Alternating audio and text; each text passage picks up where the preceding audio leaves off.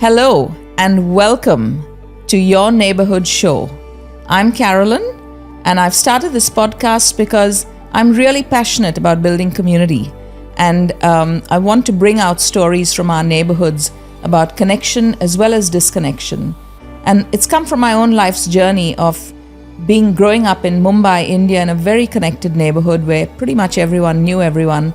Then I came to Australia in 1988 and over my 22-year marriage got inadvertently disconnected, and then realizing this and wanting to make good my life again. And so I went out on this journey of building a support network for myself.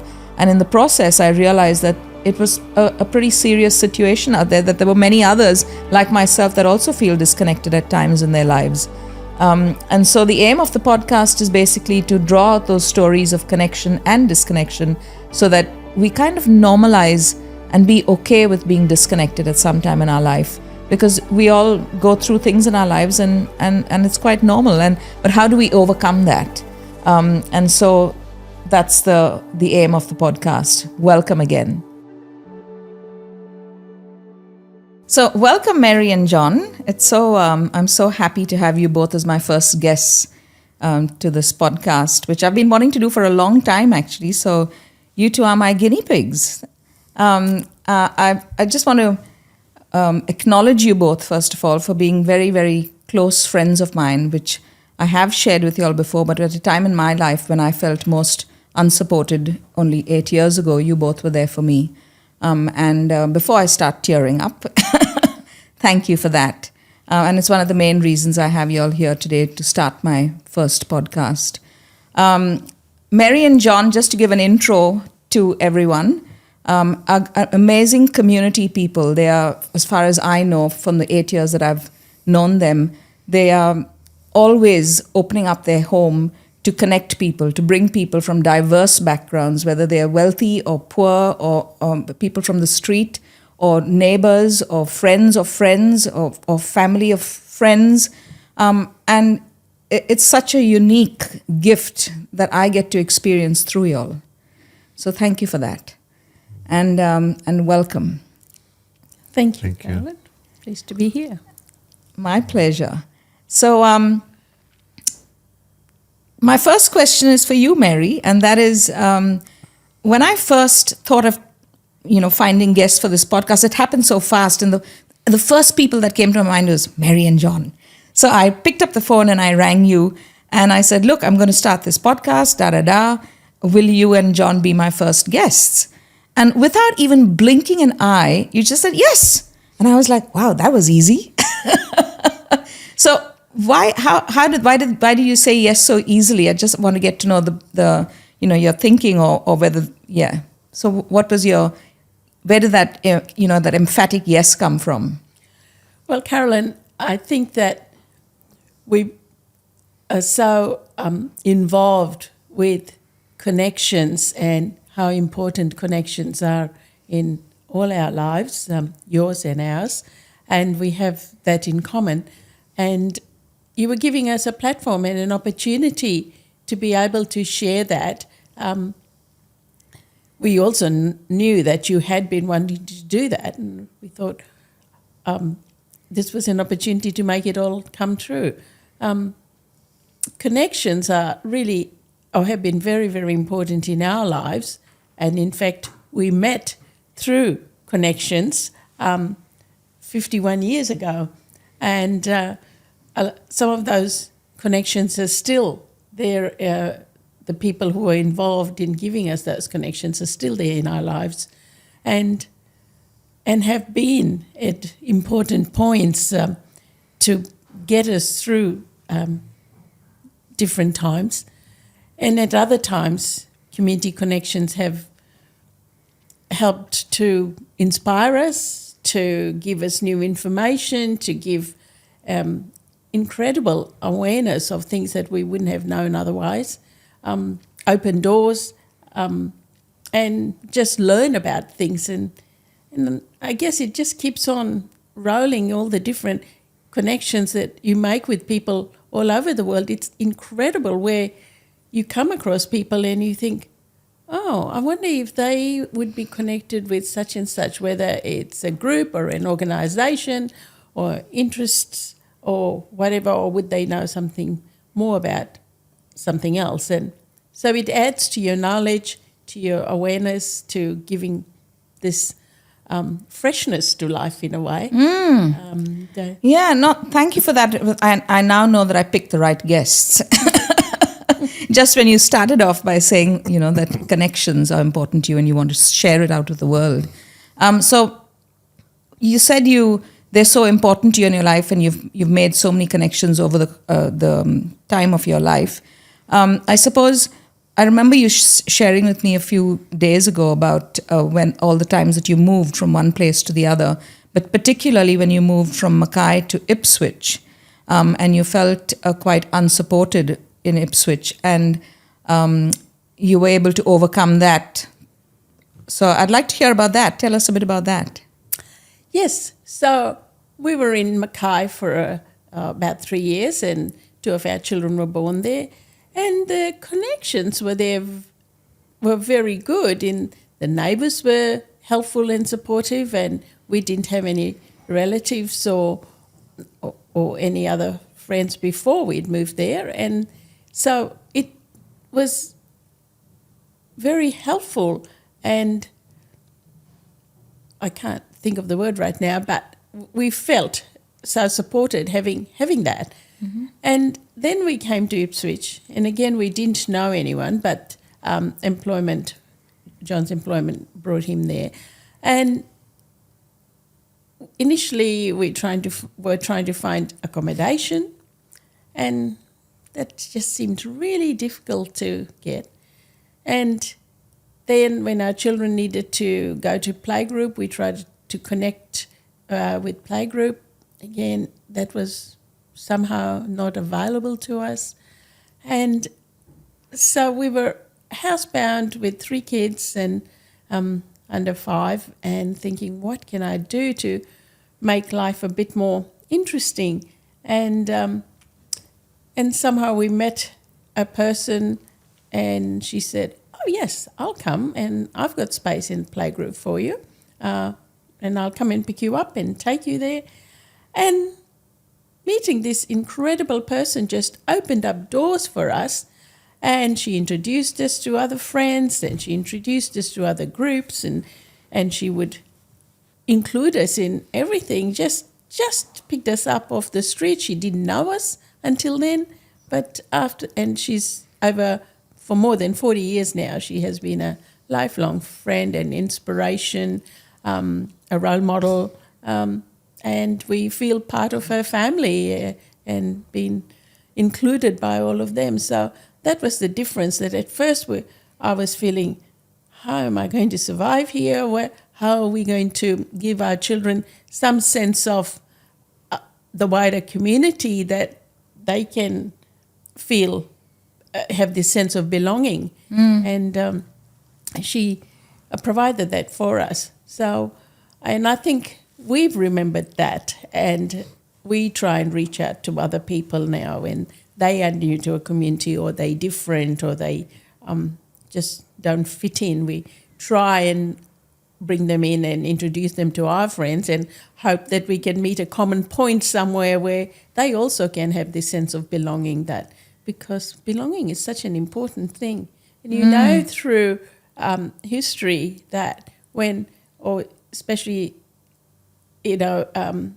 once industrialization happened, that when people came to the cities towns for jobs, but they didn't have that backup, that support, the community support, didn't know, then, mental health and other things just go downhill, and you really do need that backup support somehow, and that community support, the community network. Yeah, so I'm just hearing the lady that helped you, and I remember at your recent anniversary party, she got up and spoke as well, and that was so lovely for us all to hear.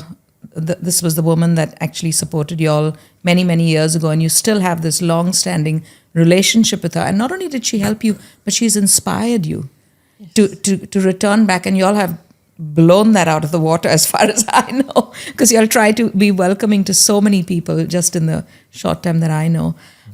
John, when Mary was, this lady came into your life and supported your wife who had three children under 5, did you say? Wow, that's a big deal, I know. Anyway, how was that for you in terms of, you would have been, you'd have had your full-time work, I suppose, and it would have been tell me, what was the experience for you? Well, it's a pleasant memory now. Yes. Excuse me, please. It's a pleasant memory, and I guess at that stage, like now, I followed Mary into these situations, and I guess I was going with the flow, and I still do. Yeah. Yeah. You're a huge support from what I know, and I mean, it takes two to tango, they say. It's not just a one-sided thing. There's two people always when you go out to support people. I remember when my father and mother would do things at home. My mother would be busy doing the cooking. My father would be on his scooter running around getting shopping for the party. So there's always a partnership happening. We can't do things alone. For yourself in your career, I know that you've moved from your background is geology. You're a geologist, and then you went into teaching as well because you had to change your career.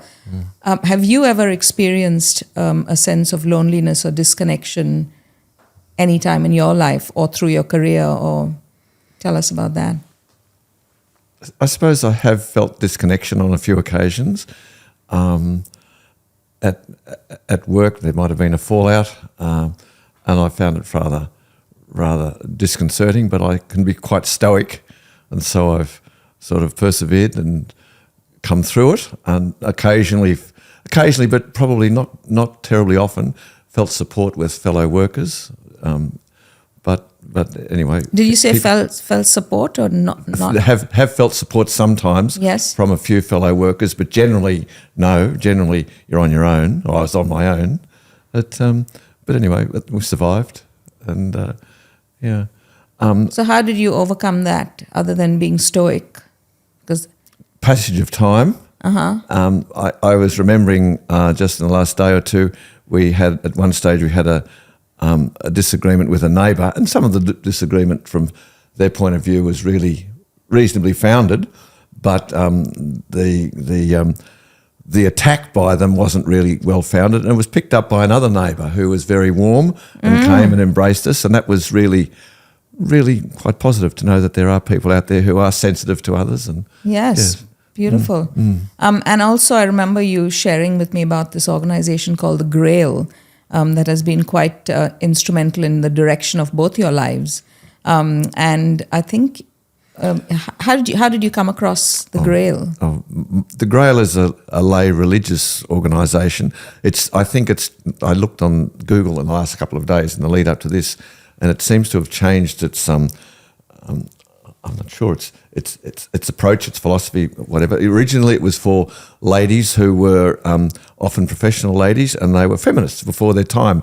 I think they started in the Netherlands in the 1930s, and one of my aunts, joined them, and I suppose through her, we had a window into their activities, and I used to go to work in their garden, do their gardening in their house in Sydney. And so I used to see these ladies as they came and went over the years. I knew who they were. And when I got the job in Fiji, my aunt suggested that I go and see one of the ladies whom I knew, who was the deputy principal at one of the teachers' colleges. And I'm pleased I did, because yes, she was accompanied by Mary. Yeah. It definitely facilitated a very important connection. Yes, yeah. And in fact, when I changed careers from geology to teaching, I did that for reasons of the family, because geology is often rather remote. Mary, being a gregarious individual, didn't like living in an exploration camp on her own through the day. So I left geology and went to Sydney Teachers College.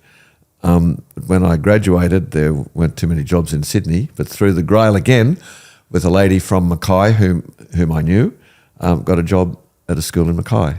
So, and then in Mackay, by chance, there was the Grail also ran a house for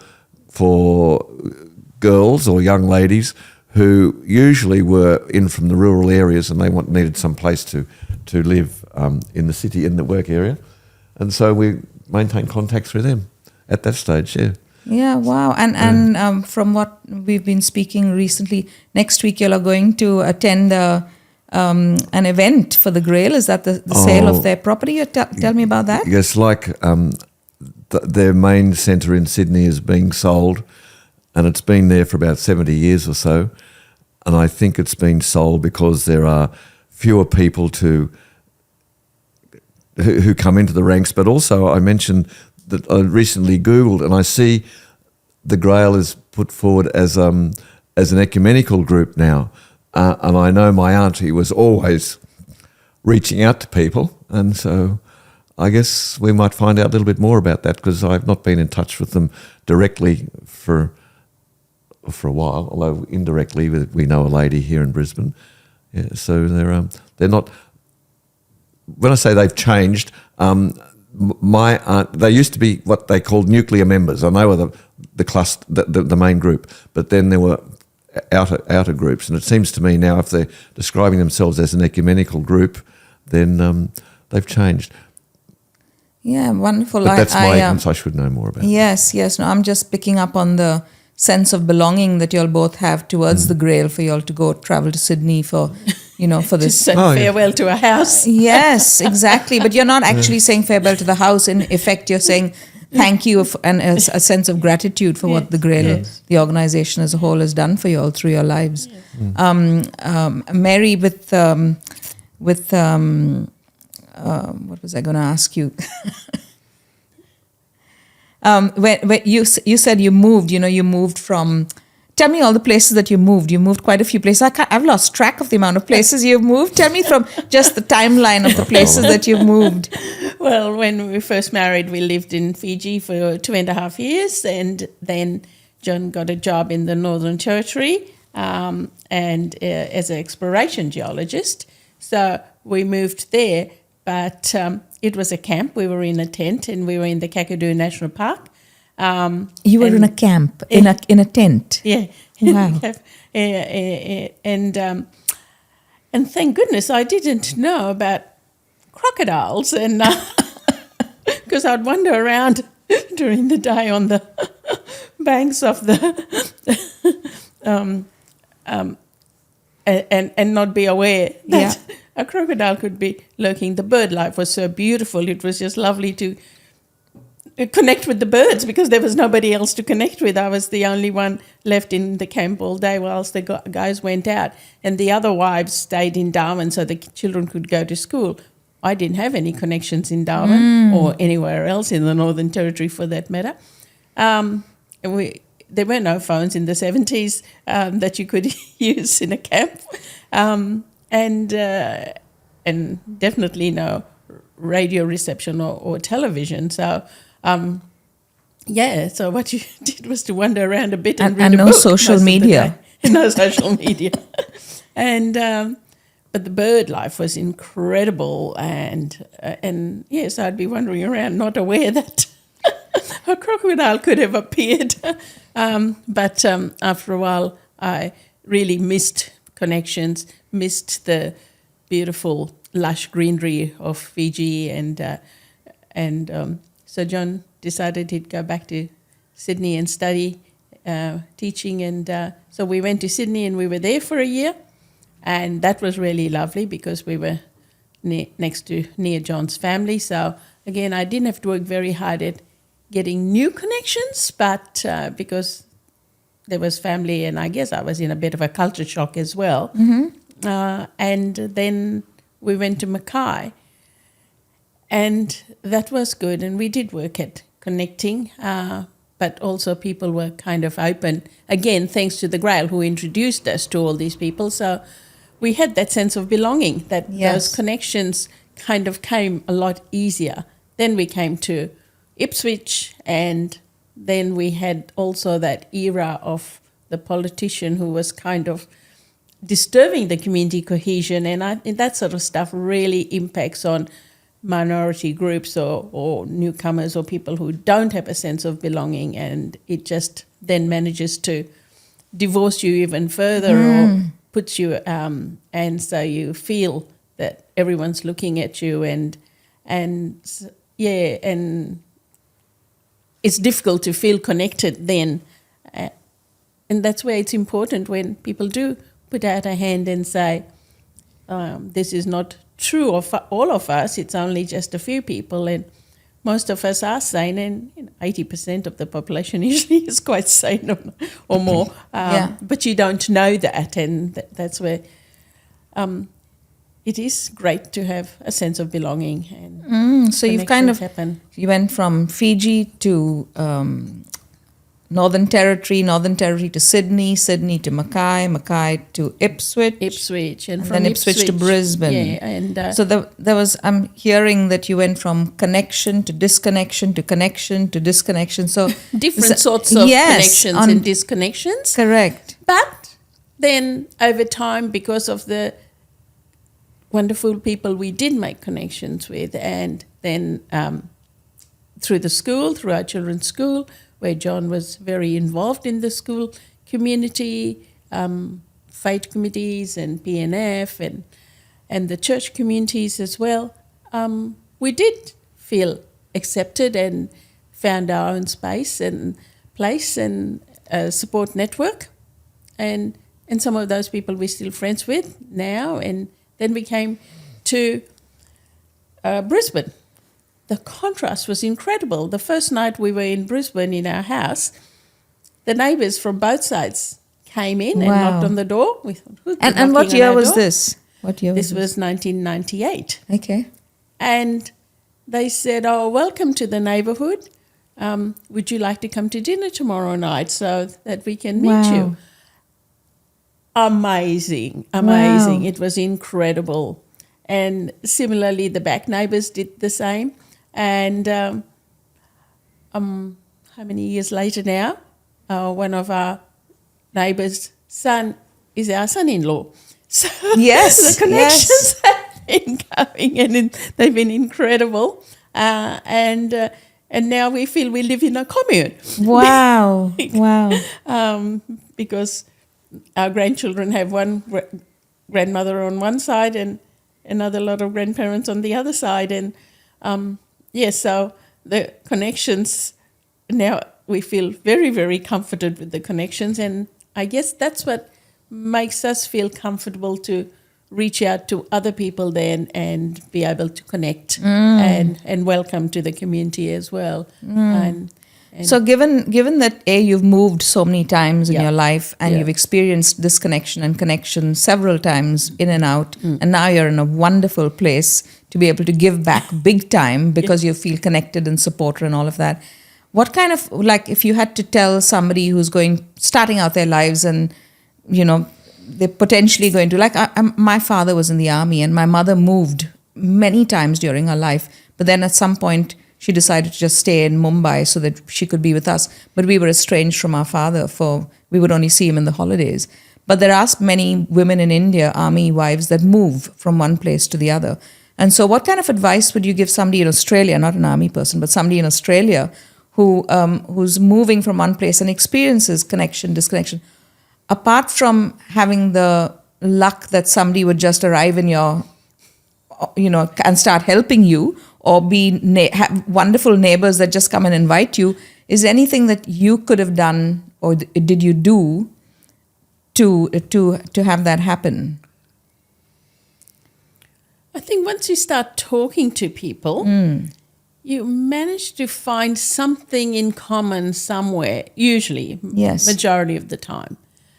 And I think that's always a good launching point to then deepening that in if people want to continue. But at least you finding something in common that you can build on. Yes. And we often invite people, but then we never see them again.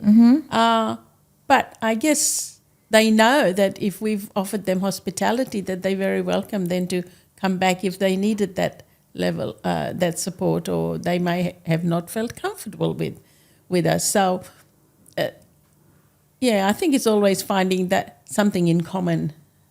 Yeah, so sharing yourself a little bit with somebody else, and then, as you say, as soon as you find there's something in common, bang, there's connection there. And then there's the opportunity to either expand on that or not. And some people do and some people don't. Exactly. And that's life, I guess, you know. With you, John, I know that you're both active members of Servas. And you're the treasurer, or what part do you play on that? I'm the national treasurer of Servas. Yes, wow. Like you've got plenty of things already, and he takes on this other role. I don't really know very much about it. I'm not very good at it. No, I'm sure you're doing a great job. Otherwise, you wouldn't be. Servas is very, very grateful to you from the amount of time that you all give to them, to that organizations. You all hold so many gatherings in your home. Tell me and whenever you all travel the world, I know that you all stay with different Servas members. Just for our audience, can you tell us what Servas as an organization is, and how has y'all being members of Servas enriched your lives? Mary's probably a better person to have asked that question to. I deliberately picked you, John. Servas was formed after the war by a Canadian fellow, right. Whose name I don't know, Mary. Bob Lutweiler. Okay. And the idea was to promote peace. And goodness me, that's something we can do with all the time, particularly now. Beautiful. But I suppose also being realistic at our level, how do we promote peace?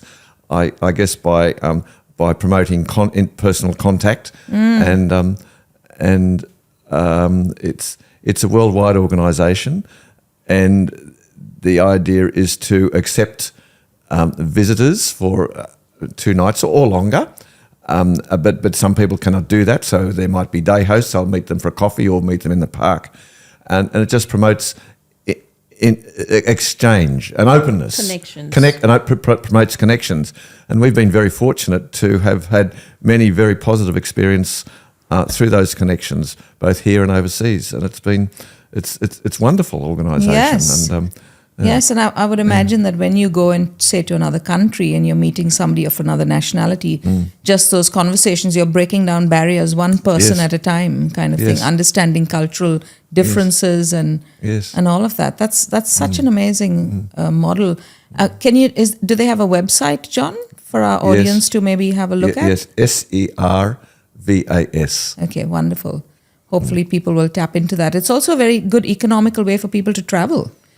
Isn't it? It is, yes, but the purpose is not the economy, but it's willingness to connect and to find things in common. And usually most people that are Servas members are willing to open up and offer that. And it's been incredible. Last year we were going to Stockholm, and our host there, by the way, you've never met these people, so you've only know because they're on the system and our Servas As members. in the guests that you're going to meet. You're meeting them for the first time. Yes. I mean, the hosts. Yes, our host. But there is a profile. There is a profile. So you don't just arrive at their doorstep and say, hey, it's arranged. Right. And there is a profile for each member. And so if I'm going to stay with, or somebody's inviting us, they will have a look at our profile. Got it. Yeah. And decide whether So they know a bit about you before they come to you. Yes. And they said, would you like to come to our summer house on one of the islands in the Stockholm archipelago? And we're thinking, Stockholm archipelago? What? Yes, of course, we'll offer you that. And so you kind of go to these things which are not on the road. Correct, on your agenda. The tourist map necessarily. People go to Stockholm and they, see all the places, which we did as well. But then we went out and it was just incredible to be in the Baltic and see all these islands all around you, and the way you get around there is on a little boat, and there are no shops or other things there, and you just learn to take everything with you and manage there. You can't run out of butter or milk or something like that. If you forget, you forget. It was just incredible.